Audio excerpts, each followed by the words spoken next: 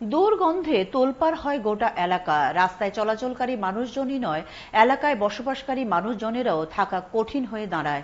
এই ঘটনা ঘিরে রীতিমতো চাঞ্চল্য ছড়ায় কৈলাসহর গোলধারপুর পঞ্চায়েত ১ নম্বর ওয়ার্ডে। দুর্গন্ধযুক্ত বস্তা জঙ্গলে ফেলে রাখে কে বা কারা? এলাকাবাসীর মধ্যে সেই বস্তা নিয়ে আতঙ্ক। কৈলাসহর থানার পুলিশ ঘটনাস্থলে এসে বস্তা খুললে দেখা যায় কুকুরের মৃতদেহ।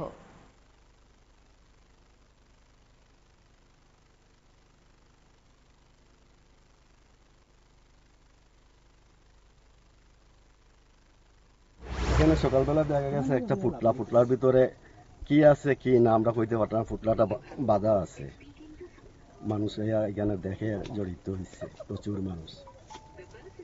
তারপরে আপনারা মানে কি দেখলেন, দেখা কিছু বুঝছেন যে এটা কিছু বোঝা গেছে? কি মনে হইতাছে? কি মনে হইতেছে এখন তো এটা তো আমরা কইতে পারতাম না। ফুটলা না করলে তো এটা বোঝা যায় না কি আছে। ফুটলা গন্ধ বাইরেছে। তো এই হিসেবে কি জানাইছেন নি থানাতে বা কিছু? হ্যাঁ, জানা গেছে।